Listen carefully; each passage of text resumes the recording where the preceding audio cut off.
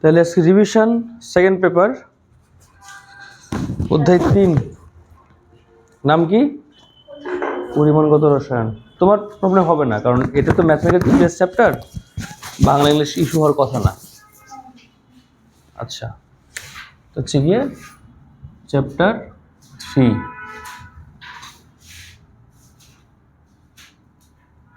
পরিমাণগত রসায়ন।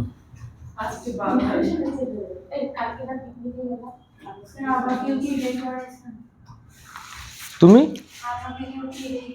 হ্যাঁ, আভাকে অধ্যায় 1 পড়াইছি, ও 3 পারে বলছে। স্যার আমি 3 পারি, 3 লাগবে না। তো 3 লাগবে না বলতে আমি আর আলাদা করে ওই তাকে প্রেশার দিয়ে না, রেক্সিন অর্গানিক পড়বা, অর্গানিক পড়বা।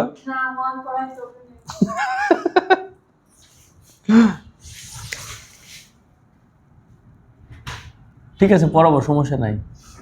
তোমরা আসোই 2-4 জন তো, আবাকে যদি আবার 1 পড়াও বলি আবার সে 1 পড়বে। সে 1 2বার পড়লে কোনো সমস্যা নাই, তবে অর্গানিক পড়ানোর প্ল্যান আছে দিন আমার। ওকে, পরিমাণগত রসায়ন কোয়ান্টিটি কেমিস্ট্রি। প্রশ্ন হবে কয়টা? 2টা। প্রশ্ন হবে 2টা। তো একটা হচ্ছে আমার অ্যাসিড বেজের property, then mole concept of mole বা মোলের ধারণা, পিপিএম বা পার্সেন্ট বা ঘনমাত্রা, এই থেকে একটা প্রশ্ন হবে। আর দ্বিতীয় প্রশ্ন হবে হচ্ছে জারণ বিজারণ থেকে বা রিডক্স রিঅ্যাকশন থেকে। সো দুটো অংশই মোটামুটি সহজ, বিশেষ করে গ দুটোরই খুবই সহজ, মানে এই অধ্যায়ের গ খুবই সহজ। আরেকটা জিনিস তোমাদের হয়তো একটু মানে বারবার তোমরা নিজেরা ভুল করো কিনা বলবো না, তোমরা এই ক খকে একটু কম গুরুত্ব দাও। এটা কেন করো এটা নিয়ে আমি একটু আমার চিন্তা বা ডাউট আছে অ্যাকচুয়ালি। হ্যাঁ আসো, ক খকে তোমরা একটু গুরুত্ব কম দাও। তোমরা যদি ক খকে গুরুত্ব ঠিক মতো দাও তাহলে অধ্যায় 3 তোমাকে ভালো মার্ক দিয়ে আসবে। তুমি ক খ হচ্ছে ভালো গুরুত্ব দিলা, কথার কথা। তুমি ক খতে তুমি 15 মার্কের মধ্যে 10, 11, 12 পেয়ে গেলা, সাপোজ কেস করছে আর কি, 10, 11 বা 10 পেয়ে গেলা। আর অধ্যায় 3 তোমাকে একাই দিবে হচ্ছে গিয়ে 6 মার্কস একদম কমন। আর যদি ওদিকে 4 কমন পাও, তুমি এদিকে আরো 7, 14 কমন পেয়ে যাচ্ছ। 24 তুমি ক খ আর অধ্যায় 3 দিয়ে কভার করতে পারবা। তাহলে ক খটাকে গুরুত্ব দেবেন। প্রশ্ন হচ্ছে ক খ পড়বো কোনগুলো। আমি প্রশ্ন বোর্ডের প্রশ্ন পড়তে বলবো, সাথে করে আমি কিছু তোমাদেরকে আইডিয়া দিয়ে দেবো আর কি, মানে টপিক দিয়ে দেবো যে এই টপিকগুলো পড়বা। ধরো আমার কাছে প্রশ্ন ব্যাংক আছে, যতটুকু আমি গেস করতে পারতেছি প্রশ্ন ব্যাংকের কখগুলোই স্যাররা পরীক্ষায় দিবেন, দিয়ে দেবো, সমস্যা নেই। প্রশ্ন ব্যাংক দেওয়ার সময় লাগবে না, ওটা বানানো আছে, বাসায় গেলে দেওয়া যাবে। প্রশ্ন ব্যাংক দিতে মানে মোটেও প্রবলেম নাই তোমাদের। তো প্রশ্ন ব্যাংক তোমাদের সমস্যা হচ্ছে এমসিকিউ নিয়ে। প্রশ্ন ব্যাংক আর সিকিউ প্রশ্ন পেয়ে অভ্যস্ত হয়ে গেছে, এমসিকিউ দরকার তোমাদের। এই যে ইয়েস স্যার। হ্যাঁ দেখো, তাহলে এখান থেকে প্রশ্ন সিকিউ 1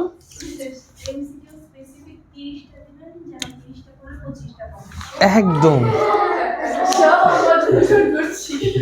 30টা পড়লে 25টা কমন, বেশি হয়ে গেল না, সরি কম হয়ে গেল না? 25টা দিলে ভালো হতো না, তাহলে তো ঝামেলা কম হইতো। সিকিউ 1 শুরু হচ্ছে আমার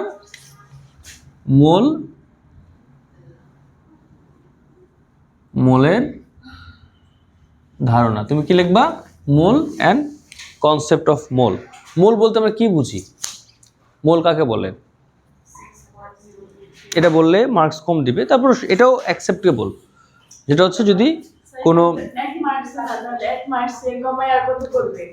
যেটা দিবে, যদি কোনো পদার্থের ভর, হ্যাঁ কি বলছে, যেমন ভরে,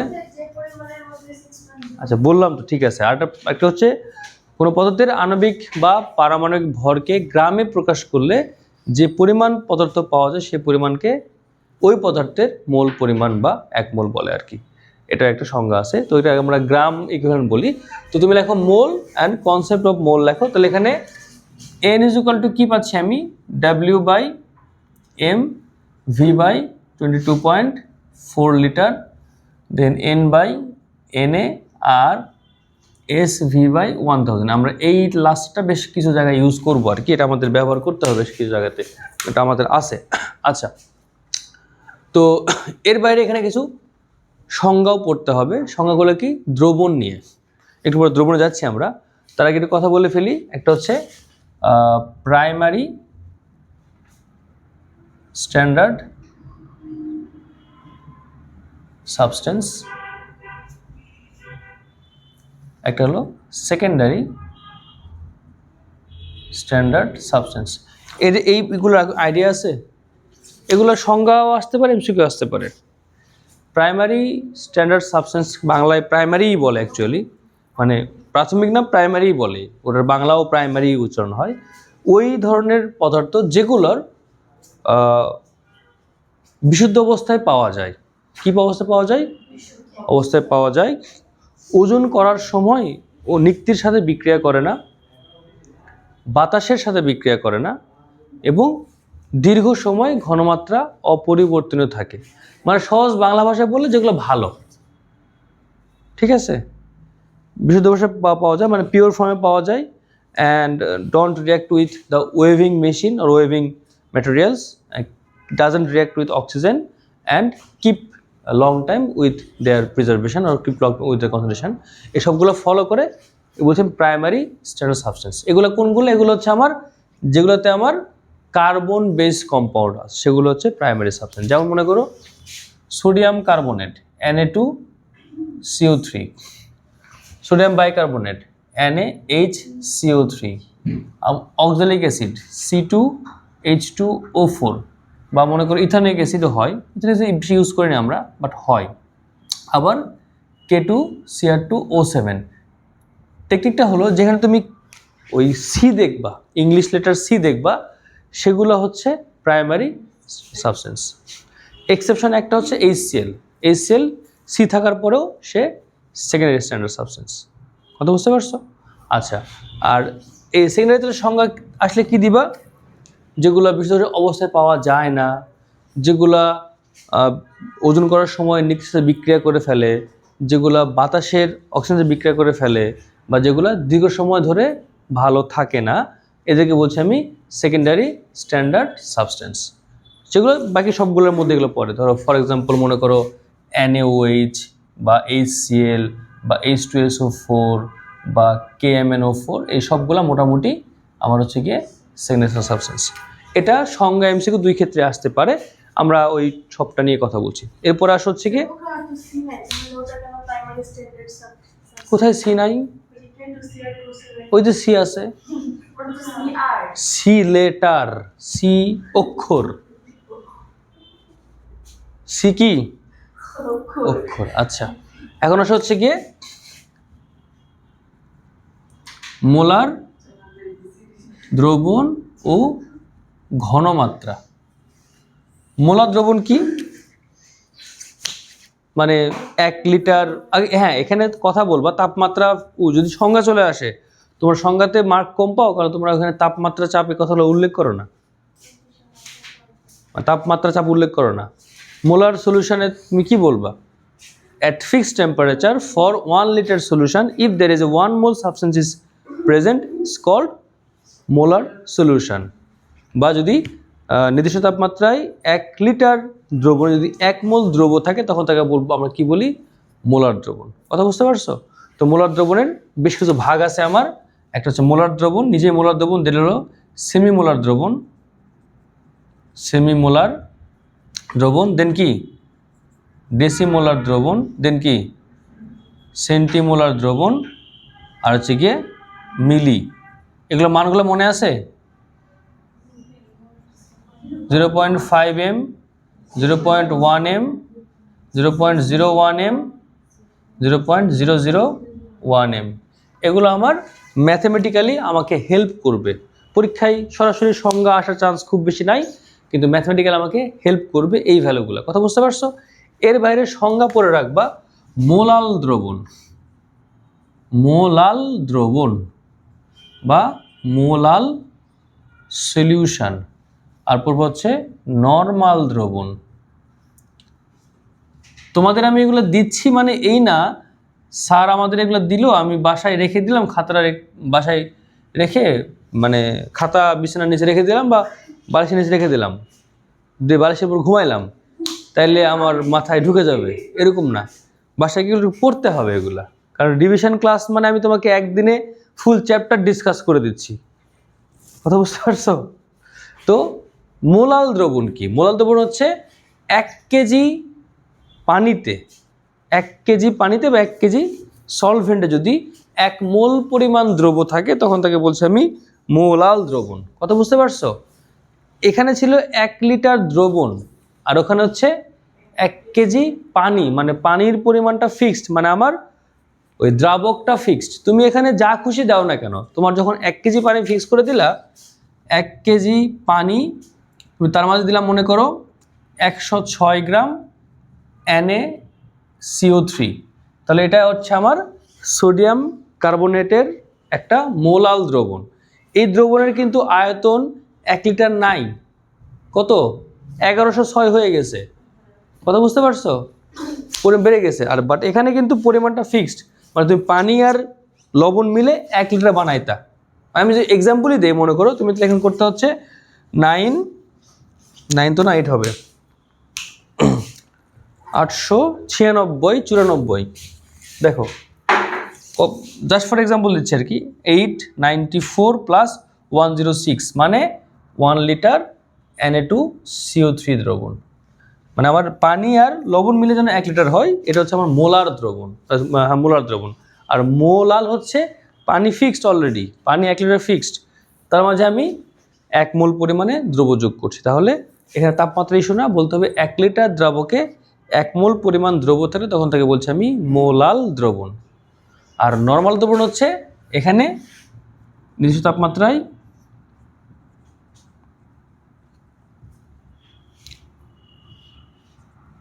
1 লিটার দ্রবণে 1 গ্রাম ইকুইভ্যালেন্ট দ্রব্য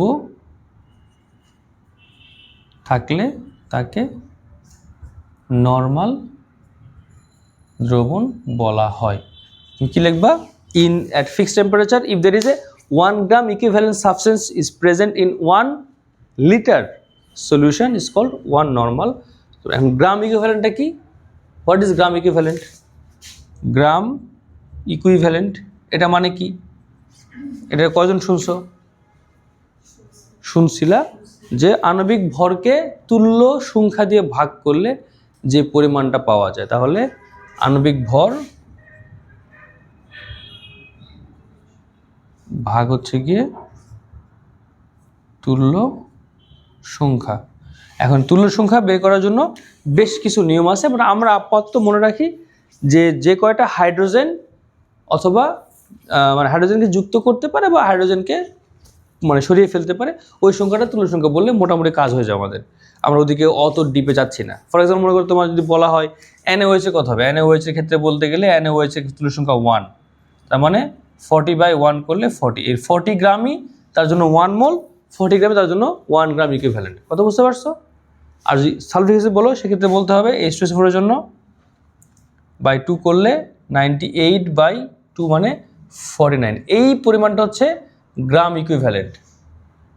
ইকুইভ্যালেন্ট, বাট এটা হচ্ছে আমার মোলার মানে ভর পরিমাণ।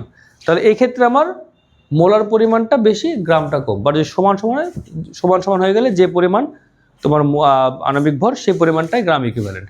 সো এটা সংজ্ঞাতেই লাগে, অন্য কোথাও লাগে না।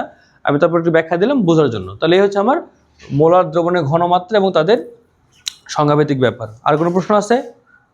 নাই তো নাকি? তাহলে এখন আসো শতকরা পরিমাপ, দেন হচ্ছে গিয়ে ঘনমাত্রা বা কনসেন্ট্রেশন, আর হচ্ছে ppm, এই তিনের কথা বলে ফেলি।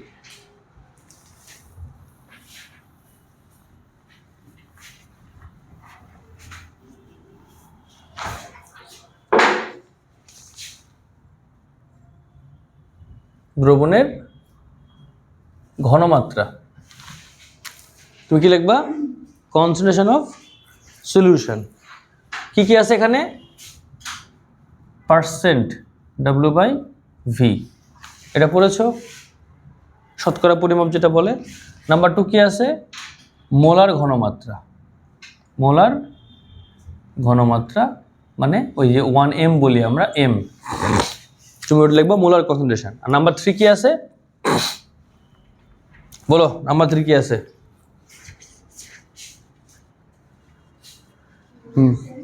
একটা হলো শতকরা পরিমাপ, একটা হলো মোলার ঘনমাত্রা, 3 নম্বরে কি আছে তুমি বলো? কেন নরিন? দ্রবণের ঘনমাত্রা পরিমাপের জন্য আমরা 3 ধরনের মান ব্যবহার করি। একটা শতকরা পরিমাপ, একটা হচ্ছে মোলার ঘনমাত্রা বা 1m যেটা বলি আমরা, 1m ডেসি সেন্টিমোলার। 3 নম্বরটা কি নরেন বলবা?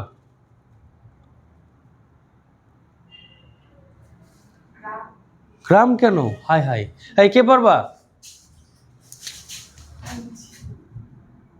এনিওয়ান?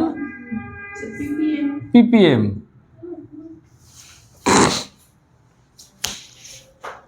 ppbও থাকতে পারে, বাট আমার যাওয়ার দরকার নেই। আমি 3টা দিয়ে একটা দ্রবণের ঘনমাত্রাকে প্রকাশ করি।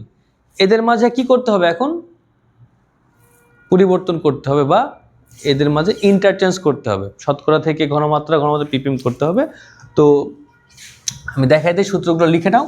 পরীক্ষাতে সূত্র লিখলেই মার্কস দিয়ে দিবে, সমস্যা হওয়ার কথা না। জামান স্যার 1 মার্ক কম দিতে পারে, বাট অন্য ক্ষেত্রে প্রবলেম হয় বলে মনে হয় না। ঠিকঠাক করে লিখবে, একক লিখবে, মার্কস পেয়ে যাবে। শতকরা পরিমাপ থেকে হচ্ছে কি এস। এস মানে কি? ঘনমাত্রা। তাহলে এস ইকুয়াল টু লিখবা হচ্ছে গিয়ে পার্সেন্টেজ মাল্টিপ্লাই 1000 ভাগ এম মাল্টিপ্লাই 100, আর ইউনিট লিখবা হচ্ছে কি এম। বুঝা গেল? পার্সেন্টেজ মাল্টিপ্লাই 1000 আর এম মাল্টিপ্লাই 100, ইউনিট লিখবো গিয়ে এম। ওকে, আচ্ছা। এখন যদি এইখানে এই W/V না হয়ে অন্য কিছু হয় তাহলে কি হবে? তাহলে আমার ওই জায়গায় ঘনত্ব দেওয়া থাকবে। কি দেওয়া থাকবে? ঘনত্ব, বা আমাদের ভাষায় বলা হচ্ছে আপেক্ষিক গুরুত্ব, ডি দেওয়া থাকে। আপেক্ষিক দেওয়া থাকবে। তুমি লিখতে পারো স্পেসিফিক গ্র্যাভিটি। কি দেওয়া থাকবে? Specific gravity. তাহলে ফর, তুমি লিখতে পারো যে ফর স্পেসিফিক গ্র্যাভিটি।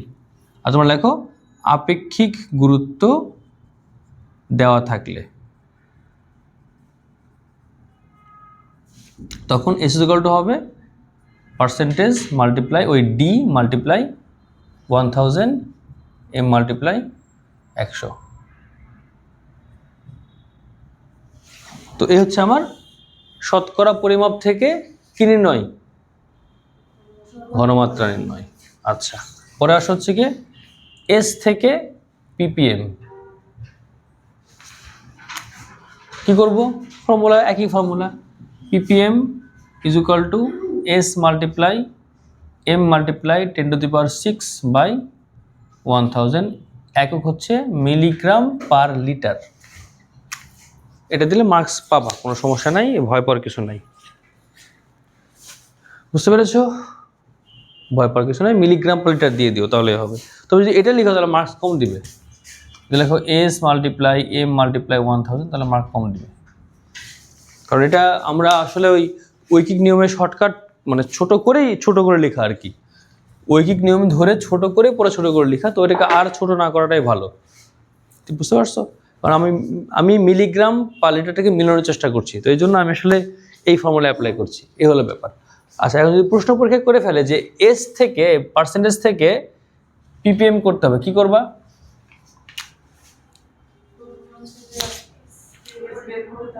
এটাই ভালো নিয়ম এবং এটাই সঠিক নিয়ম। বা যদি এমসিকিউ ভিত্তিক চলে আসে নিয়মটা খুব ছোট আর কি। এস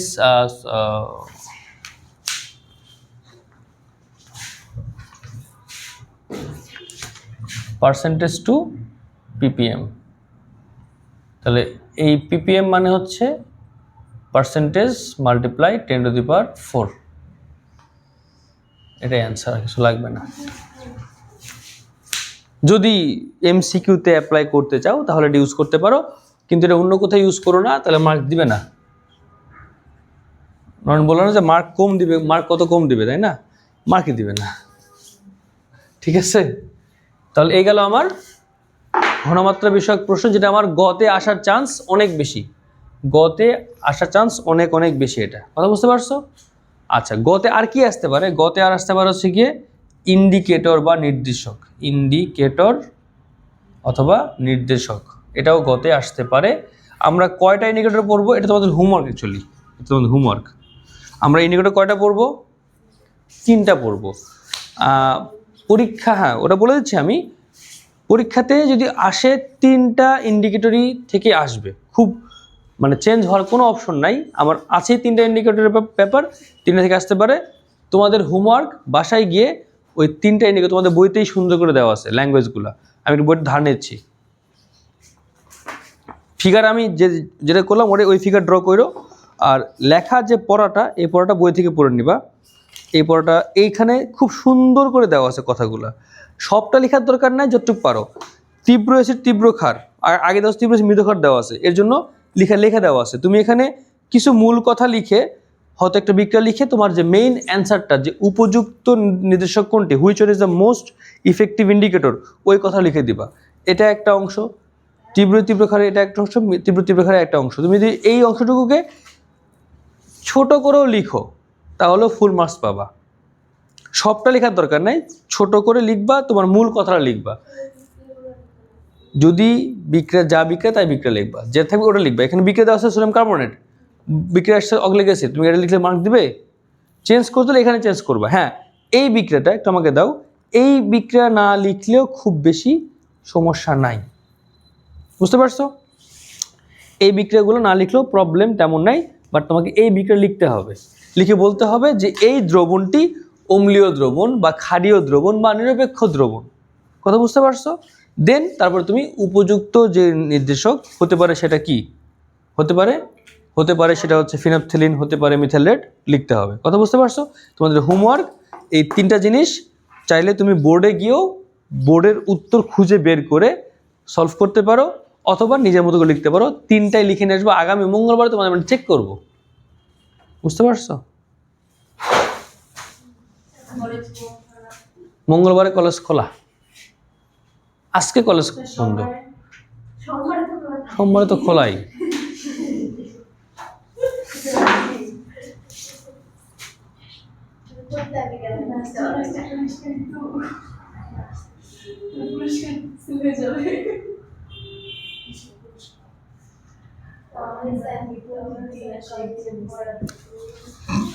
এক নম্বরটা কি? সবল বা তীব্র বলতে পারো আর কি, সবলই বলা ভালো। তীব্র থেকে সবলটা বেশি অ্যাপ্রোপ্রিয়েট। তীব্র দেওয়া আছে এখানে। তীব্র মানে কি হচ্ছে মোর কনসেন্ট্রেটেড বলে আমরা। তীব্র মানে কি? অধিক ঘন, কনসেন্ট্রেটেড। বা সবল বললে হয় কি, এটা বোঝানো যায় ওই অ্যাসিডটা সবল অ্যাসিড। যাই হোক, সমস্যা না, দূরে যাওয়া যাবে। তাহলে সবল অ্যাসিড প্লাস সবল ক্ষার, তুমি কি লিখবা? Strong base. এক্ষেত্রে আমরা এক এক্সাম্পল কি নিতে পারি? HCl প্লাস NaOH, কি পাবো? NaCl প্লাস পানি। এই দ্রবণটা কি দ্রবণ? নিরপেক্ষ দ্রবণ। কি দ্রবণ? নিরপেক্ষ। তাহলে তুমি গ্রাফ যখন দিবা, এই গ্রাফ দিলা, একটা সাডেন চেঞ্জ হবে। কি হবে? সাডেন চেঞ্জ হবে। তো তোমার এখানে কত? 4 থেকে 10। এইটা হলো আমার কি ইন্ড পয়েন্ট বা শেষ বিন্দু। কি লিখবে এখানে? ইন্ড পয়েন্ট বা শেষ বিন্দু লিখো। শেষ বিন্দু বা ইন্ড পয়েন্ট। আর এই 7কে বলা হয় ইকুইভ্যালেন্ট পয়েন্ট বা সমতুল পয়েন্ট। এটা আমাদের লিখলে ভালো। এই 7টা কি পয়েন্ট? সমতুল পয়েন্ট বা ইকুইভ্যালেন্ট পয়েন্ট। আচ্ছা, তো শেষ বিন্দুর রেঞ্জ কত? 4 থেকে 10। তো এই রেঞ্জের মধ্যে কোন ইন্ডিকেটরটি অধিক উপযুক্ত? মিথাইলেট কে বললা? নরিন? সকল নির্দেশক। তুমি দেখেই বলো, বাট একটু দেখে ভালো করে পড়ে বলো, ভালো হয় আর কি। আরেকবার লেখো, পড়ো তো কি লেখা আছে? কি লেখা আছে? সকল নির্দেশক। তাহলে কি এখানে? সকল নির্দেশক। তার আগে সে পড়ে নাই, তার আগে পড়ো নাই না, নরিনী বলছে, নাদিয়া বলছে সকল নির্দেশক। আচ্ছা, নাদিয়া বলছে হচ্ছে মৃদ কি বলে ফেনফথেলিন, পরে মিথাইলেট। আর তুমি কি বলছো? হ্যাঁ সেটাই বললাম, ওটা একটু পরে বললে ভালো হয় আর কি। নাম্বার 1। নাম্বার 2 কি? সবল অ্যাসিড, দুর্বল ক্ষার। সবল অ্যাসিড, আচ্ছা এখানে লিখবা নিরপেক্ষ দ্রবণ, নিরপেক্ষ দ্রবণ,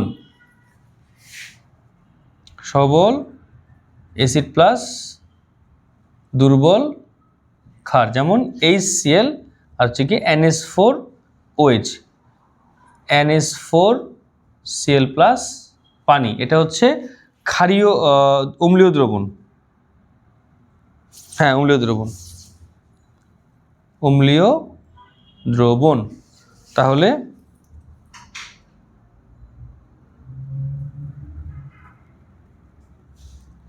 এটা আসলে মোটামুটি তোমার 4 থেকে 7-এর মধ্যে, বা কোনো কোনো বইয়ে 3.5ও পাইতে পারো, 3.5 টু 7-এর মধ্যে আর কি। কি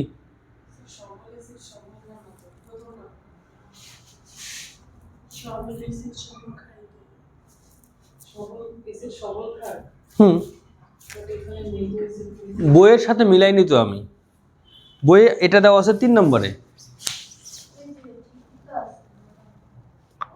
বইয়ে দেওয়া আছে 3 নম্বরে, আমি আমি দিছি আগে আর কি। আচ্ছা এখানে ইন পয়েন্টের রেঞ্জটা কত? ইন পয়েন্টের রেঞ্জটা কত? 4 থেকে 7, বা কোনো কোনো বইতে 3.5 টু 7 দেওয়া আছে। তো এই রেঞ্জের মধ্যে কোন ইন্ডিকেটরটা অধিক উপযোগী? Methyl red, methyl orange. এপাশে পিএইচ, এপাশে হচ্ছে কি ক্ষার।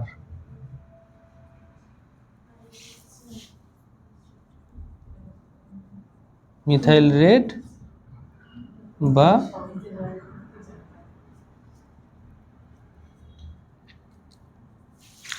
শেষ নম্বরটা কি? দুর্বল সবল ক্ষার। তো এটা কি লিখবে তুমি?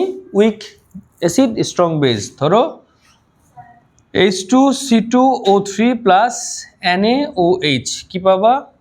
Na2CO3, আমরা 2 দিলাম ব্যালেন্সের জন্য, প্লাস পানি। এই দ্রবণটা হচ্ছে গিয়ে অম্লীয় দ্রবণ, অম্লীয় দ্রবণ। হ্যাঁ এখন বলো কি হয়েছে? কি করে বুঝবো কোনটা সবল কোনটা দুর্বল? যেসব অ্যাসিডে কার্বন থাকবে, সি থাকবে, কার্বন থাকবে অ্যাকচুয়ালি, তারা দুর্বল অ্যাসিড। কার্বন থাকলে অ্যাসিডগুলো কি হয়? দুর্বল অ্যাসিড, বুঝতে পারছো? আর কার্বন না থাকলে কি হয়? সবল। তাহলে এখানে HCl এ কার্বন আছে, সবল অ্যাসিড। এখানে এটা হচ্ছে তোমার কার্বনিক অ্যাসিড, কার্বন আছে, দুর্বল অ্যাসিড। আচ্ছা ক্ষারের ক্ষেত্রে আসো, গ্রুপ 1 আর গ্রুপ 2 ছাড়া সকল ক্ষারে দুর্বল ক্ষার। গ্রুপ 1-এ কি আছে? হাই লিনা কে, হ্যাঁ অ্যাসিডের ক্ষেত্রে কার্বন। আর ক্ষারের ক্ষেত্রে গ্রুপ 1 আর গ্রুপ 2 এর ক্ষার ছাড়া সবগুলো ক্ষারই কি? দুর্বল ক্ষার। সবগুলো কি ক্ষার? দুর্বল ক্ষার। মনে থাকবে? এই যে অ্যামোনিয়াম হাইড্রোক্সাইড সবল ক্ষার না দুর্বল ক্ষার? দুর্বল ক্ষার। আর সোডিয়াম হাইড্রোক্সাইড সবল, কারণ সে গ্রুপ 1-এর মধ্যে পড়ছে। গ্রুপ 2 হলো মেনে নিত আর কি, এক্সেপশনাল থাকে তো আমরা জানি কেমিস্ট্রি থাকবে, সেটা হচ্ছে কি বেরিলিয়াম। সে গ্রুপ 2 হওয়ার পরেও কি? দুর্বল ক্ষার। আর যাক, তো এখানে ও sorry sorry sorry sorry sorry, thank you, আমি খেয়াল করি নাই। ক্ষারীয় হবে।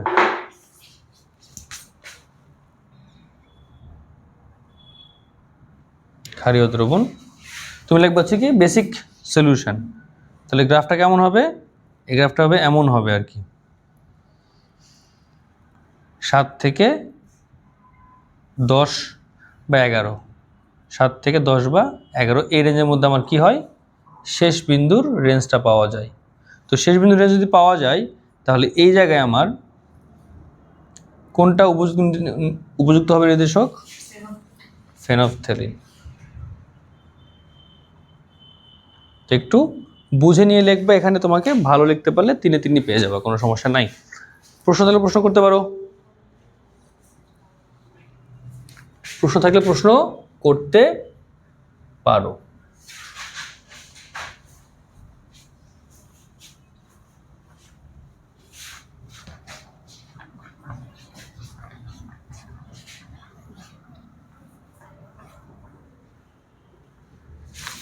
প্রশ্ন আছে?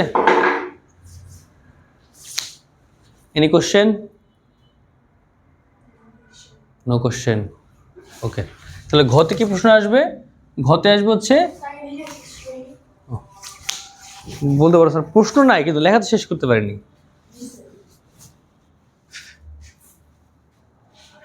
আধা ঘন্টা, ঠিক আছে, আমরা মোটামুটি আসি, শেষ হয়ে যাবে। কটা বাজে?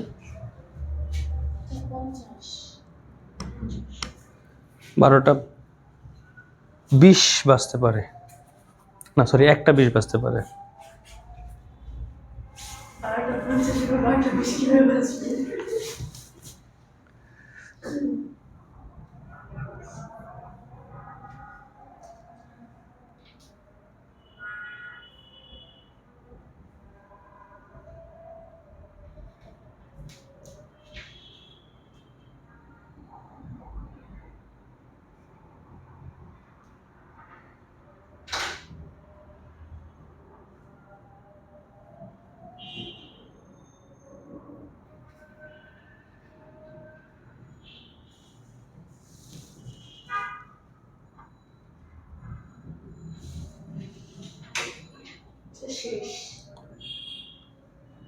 তুমি দেখি অরিয়াকে ছাপায় যাবা।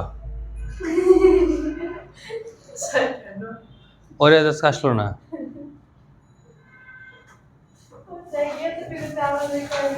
হ্যাঁ, পরের প্রশ্ন কি? মিশ্রিত দ্রবণের প্রকৃতি কি থাকবে এখন এখানে? মিশ্রিত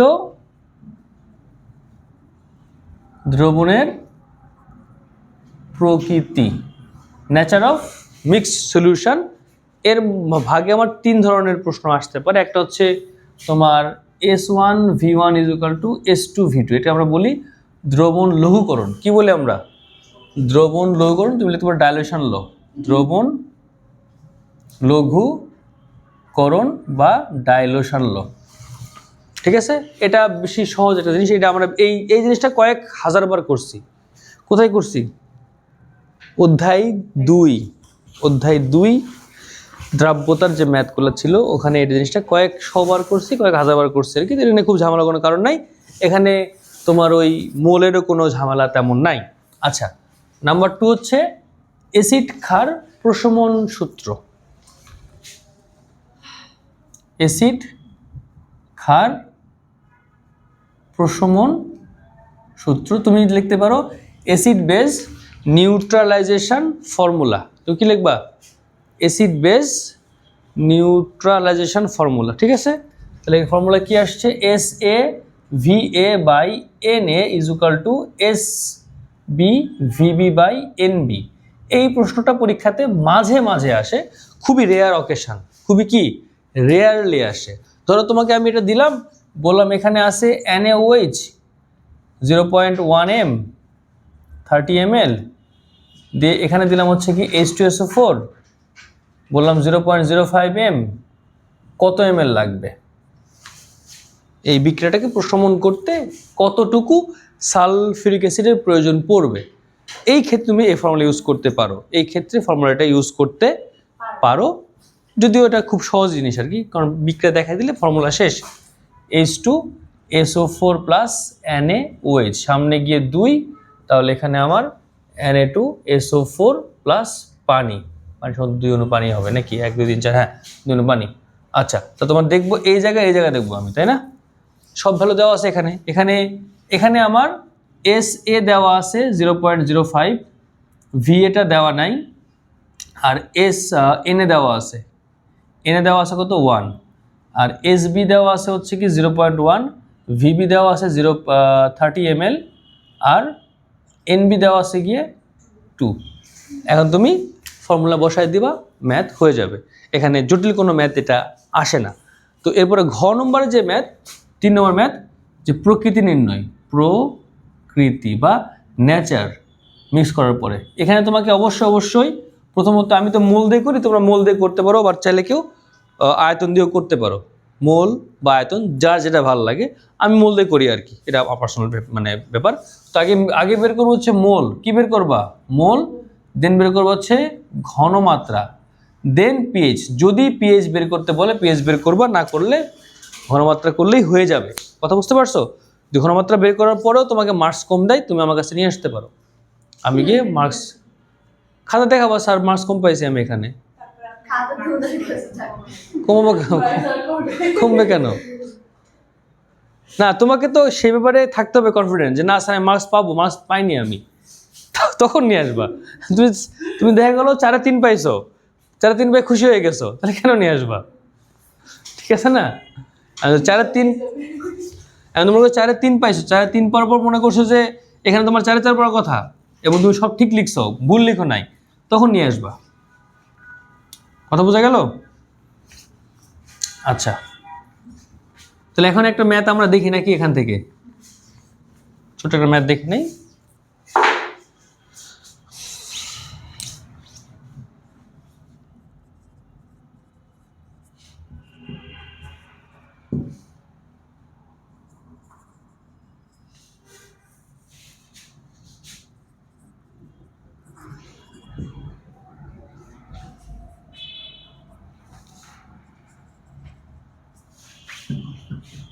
তো 1 আর 2 মিক্স করে দেখো যে এদের ঘনমাত্রা বা এদের প্রকৃতিটা কেমন হবে।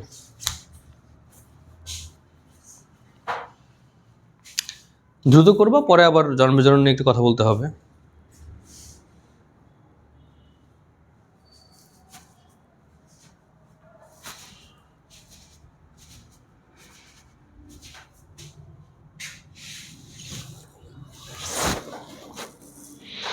আসে নাই কে তাইলে? তিশা, মাসা মারিয়াম, আর হচ্ছে গিয়ে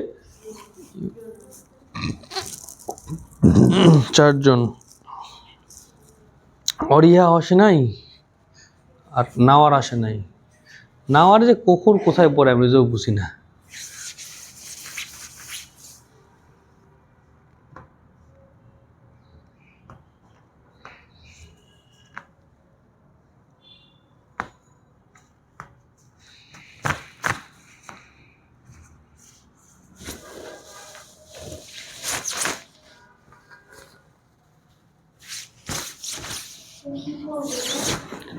এ প্লাস মানে 1 আর 2 দ্রবণকে মিক্স করলে এই দ্রবণের প্রকৃতি কি হবে? ক্ষারীয় হবে না অম্লীয় হবে? বের করবা, নিজে করার চেষ্টা করো, সুবিধা হয়।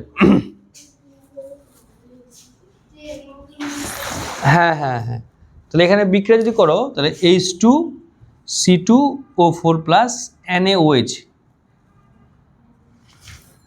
এটার নাম কি?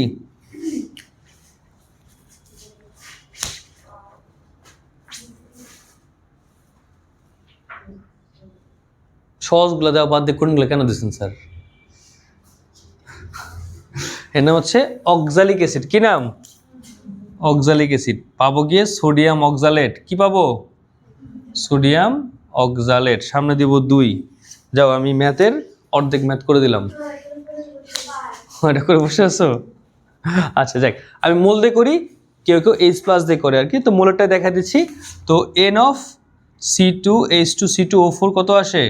0.5 মাল্টিপ্লাই 300/1000, 3×5=15, 0.015। দেখো তো না দিয়ে একটু ঠিক আছে কিনা।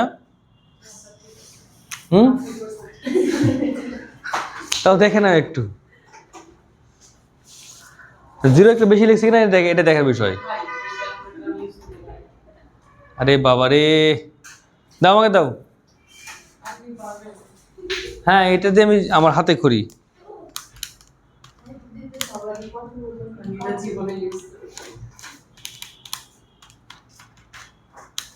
হ্যাঁ, একটা 0 বেশি লিখছি।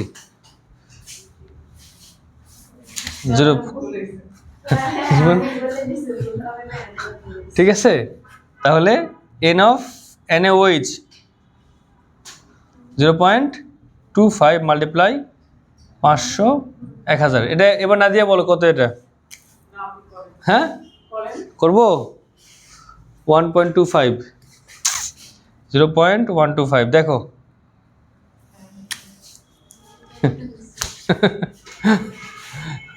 আচ্ছা, তো লিমিটিং বুঝতেছো কোনটা লিমিটিং হবে? 1-5। যদি এরকম ডাউট ফিল করো, হয়তো ডাউট হইতেই পারে, কথা হতে পারে না, তো যে কাজ করবা, যে মোলটা পেয়েছো সে মোলকে তার মোল নাম্বার দিয়ে ভাগ করে দিবা। কোথায় ভাগ করবা? রাফে ভাগ করবা, সব জায়গায় না কিন্তু। বুঝতে পারছো? তাহলে 0.15 ভাগ কত? 1। আর 0.125 ভাগ কত? 2 করলে কত আসে এখানে? তাই এখানে করলে 0.075 আসবে। 75 তো না, সরি 625 মানে আলটিমেটলি আমার এটাই লিমিটিং রিঅ্যাকটেন্ট, তাই না? রাফে করবে এটা কিন্তু আবার ওই খাতায় করো না। কি আসছে ওপাশে? তাহলে লিমিটিং কোনটা? লিমিটিং এখানে। তাহলে আমি লিখবো এখন, আমরা দেখতে পাচ্ছি যে 2 মোল NaOH ডেট করে 1 মোল কার সাথে? O4 এর সাথে, তাই না? তাহলে 1 মোল করবে 1/2 মোল, তাহলে 0.125 মোল করবে 1/2 মাল্টিপ্লাই 0.125, তাহলে কত? 0.0625 দিস মোল অফ H2C2O4। প্রশ্ন হচ্ছে এই অ্যামাউন্টটা কিসের অ্যামাউন্ট? এটাই ভুল করো তোমরা, যেটা ব্যবহার হয়েছে অনেকে এটাকে মনে করো, এটাই মনে করো এটা আছে, এটা ব্যবহার হয়ে গেছে, এটা মাইনাস করলে পাবো হচ্ছে অবশিষ্ট। তাহলে অবশিষ্ট 0.15 মাইনাস 0.0625। এবার তুমি করো দেখি।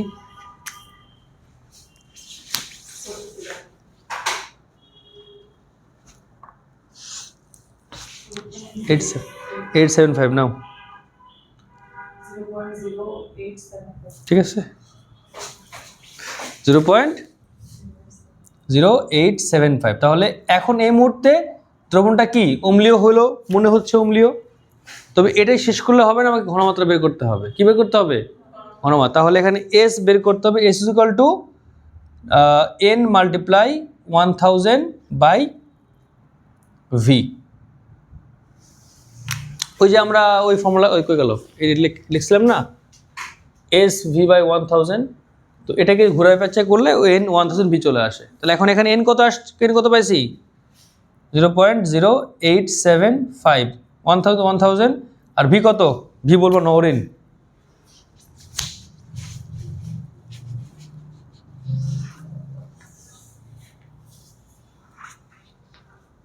ম্যাথ উপরে নেয়, ম্যাথ তো এই জায়গায়। হ্যাঁ বলো তুমি জানবে V কত? ওটা হয়ে গেছে অবশ্য, এই নটা কিন্তু হয়ে গেছে, ওটা হয়ে গেছে, বাট আসতে বলছো তো তুমি শুনতে পাও না, এই জন্য আমি তোমাকে প্রশ্ন করলাম। হ্যাঁ V হচ্ছে 800 ml। দুইটা মিক্স করতে হবে, মিক্স করছো না তুমি? V কত? 800। তাহলে এখানে দিব হচ্ছে 800। কত আসে? এবার পাবো না আমি আর। 0.1093 m H2C2O4। আচ্ছা, এইটার পিএইচ বের করা যাবে না। কেন যাবে না? এটা অম্লীয় দ্রবণ, যাবে না কেন? চায় না কে বলছে? প্রকৃতি মানেই মোল এবং ঘনমাত্রা বের করবাই, এরপরে পিএইচ বের করলে করতে পারো। আসো এসে বসো, এটা হচ্ছে আগের ব্যাচ কলেজের। হ্যাঁ, তাহলে এখানে ঘনমাত্রা তোমাকে বের করতে হবে, কিন্তু এটার পিএইচ বের হবে না কেন বলো দেখি? হাইড্রোজেন তো আছেই,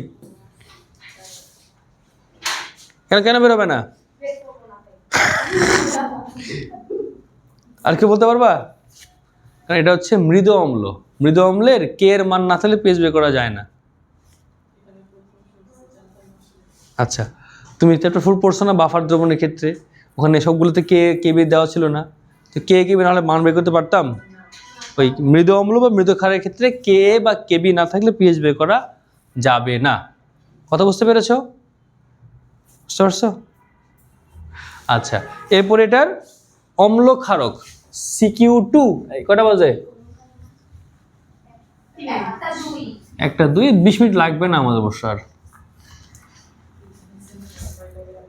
2:15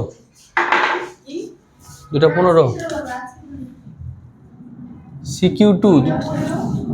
হ্যাঁ তো আপনি একটা রাখলেন না কেন? এই যে ওদের সাথে মিক্স হয়ে যাবে, ওদের এখন কি ব্যাচ? আমার সাথে ব্যাচ। ও আচ্ছা। CQ2 এখানে গতে কি আসবে?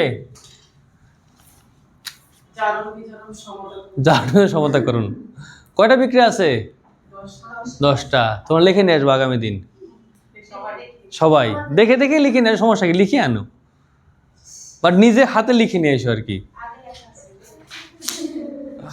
স্যার এই যে 10টা বিক্রিয়া। জারণ বিজারণ সমতা করণ। সমতা করে লিখে নিয়ে আসবা। না না, সমতা করে। ও আছে মনে হয় সমতা করা, এই যে আসো। তোমার আমি ধরবো না, সমস্যা নাই। সমতা লিখে নিয়ে আসবা আগামী দিন, আমি ওখান থেকে পার হেড একটা একটা করে দিব আর কি, তুমি এটাকে লিখবা, ঠিক আছে? দেখে লিখে নিয়ে আসছে বলছেন, দেখেই লিখে নেবা, বাট ওই আমি দিব আর কি। তাহলে গ নম্বরের সমতাকরণ বিক্রিয়া একটা আসবে, কনফার্ম থাকো। স্পেসিফিক বলা মুশকিল, কারণ হচ্ছে কি তোমার এখানে ওখানে আছে অক্সিলারি 2টা আছে, আবার H2S একটা আছে, H2O2 একটা আছে, কাকে বাদে কাকে রাখবো, আবার কেও আছে,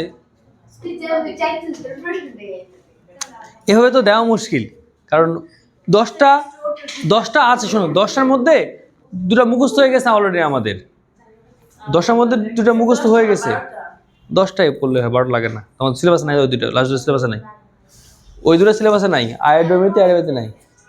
আয়োডোমিতি 10টায় আগে নিয়ে আসো, ওই 2টা বাদ দাও। স্যার হ্যাঁ। ওই সমতা করানো হয় না। কে বলছো হয় না? স্যার আমি চেষ্টা করছিলাম। কে বলছো হয় না? হয় না সমতাকরণ কোনো কিছু আছে? তাহলে এটা গেল কি গ নম্বর।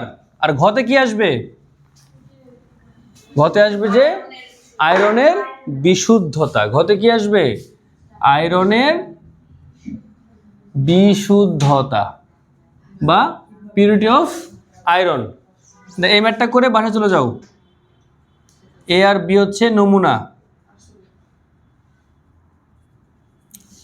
নমুনা এফি, নমুনা এফি, ঠিক আছে?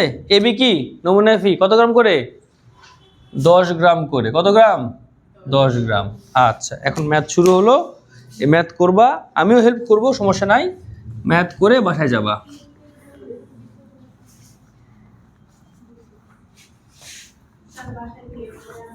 বাসায় কি করে আনবা? জি স্যার। না, আগে তো ম্যাথ, ওরে বাপরে বাপ, বাসাতে করে নেবে না তোমার, এটা বাসাতে করে নিয়ে এসো। স্যার বড় মতো বাসে করে নিয়ে আসবো। কি পারছি? আর এখন দিয়ে কথা বলছেন না, একটু কথা বলছেন। স্যার আপনি বুঝেন নাই। আরেকবার বলো। বলছি বড় বাসে করে নিয়ে আসবো। বড় গো বলছে সে, বড় গো বাসার থেকে করে নিয়ে আসবো।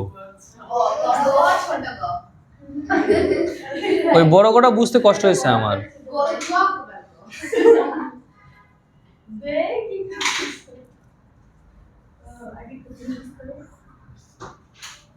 এটা maybe Dhaka board 23 question. Wow, সবগুলো আছে না, এটা প্রথম কোশ্চেন। চোখে পড়ছেন। রাজশাহী বোর্ডে আসছিল এটা। প্রমাণ দেখাই দিছিল।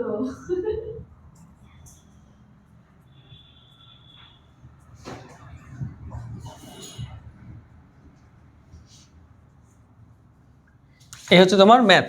এই একটু বাকি থাকলো এখানে, K2 CR2 O7। আরে হ্যাঁ, আর প্রশ্ন হচ্ছে ওই কোন নমুনাটি বা কোন নমুনাতে আয়রনের পরিমাণ বেশি আছে।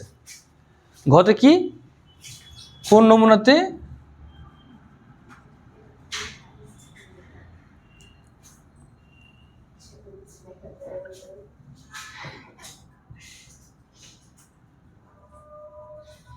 বেশি, মানে আলটিমেটলি পার্সেন্ট দিয়েই করতে হবে, মানে কত পার্সেন্ট আয়রন কোথায় পাওয়া যায়।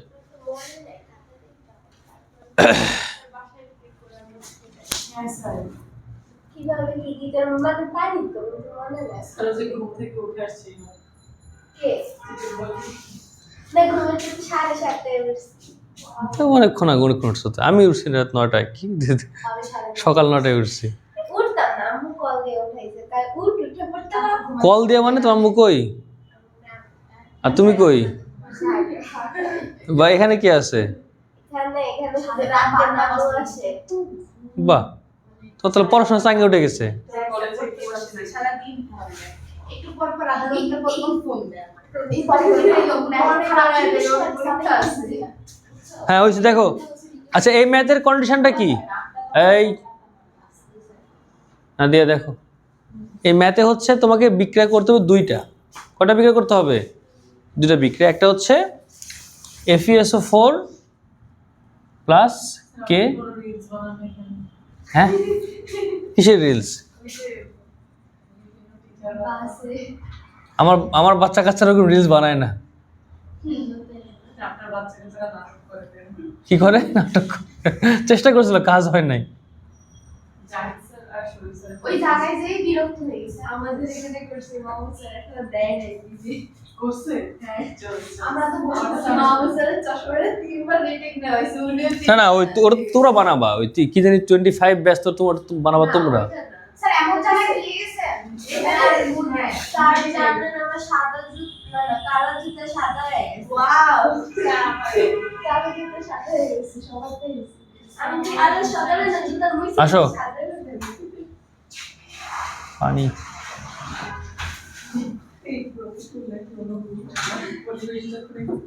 তাহলে এখানে পাচ্ছ কি 10 মোল সমান 2 মোল। এই দেখো 10 মোল সমান 2 মোল।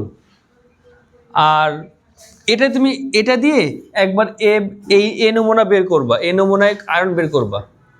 আর পরের যে বিক্রিয়া সেটা একই অবস্থা, 6FeSO4 প্লাস K2Cr2O7 প্লাস 7টা মনে হয় পানি, না এটা সালফারিক অ্যাসিড, দেন 5 × 10 তাহলে 6Fe2 3FeSO4 3 প্লাস CrSO4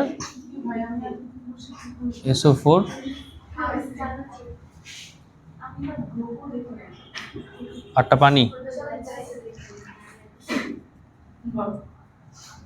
দেখো এখানে তোমার 2 মোল এই ইকুইভ্যালেন্ট টু 10 মোল FeSO4, তাহলে লিখতে পারো 1 মোল KMnO4 equivalent to 5 mole FeSO4 বা 5 মোল Fe2 প্লাস। স্যার পরীক্ষার মধ্যে তো আবার জিয়া এইচসিএল হ্যাঁ মানে এর আগে আপনি করে বলছিলেন যে এইচসিএল করে এখানে এইচসি দিবে না ওই 10টার মধ্যে তো ওটা দিবে না, ওটা আমি দিতে চাইছিলাম কিন্তু এখন আর টেস্টে দিব না। এগুলা দিতে হয় প্রি টেস্টে বা ইয়ার হাফ ইয়ারলিতে ইয়ার চেঞ্জে। টেস্টে এরকম অত ঘুরে দেওয়া ঠিক হয় না। যাই হোক, তো এখানে থেকে তুমি আয়রন বের করবা। এখন ঝামেলা একটা আছে এই জায়গায়। ঝামেলা হচ্ছে তুমি যে আয়রনটা বের করবা এটা তোমার হচ্ছে 10 ml এর জন্য বের হবে। কম এর জন্য 10। হ্যাঁ, তুমি এখানে তোমাকে আমি নমুনা দিছি, নমুনার সাথে যোগ করছি 100 ml সালফারিক অ্যাসিড, তার থেকে নিচে আমি 10 ml নিয়ে বিক্রিয়াটা করছি, করে আমি অনুপাতিক একটা মান পাইছি। তাহলে এখানে যে আয়রনটা পাবো ওই আয়রনের পরিমাণটা হবে 10 ml এর জন্য। আমি একটা সলভ করে দিই, দেখো তাহলে তুমি পাচ্ছ এখানে মোল কত আসছে, N of K of Mn উপরে N কত আসবে 0.01 মাল্টিপ্লাই 50/1000, তাহলে কি 5 - 4 নাকি দেখো তো।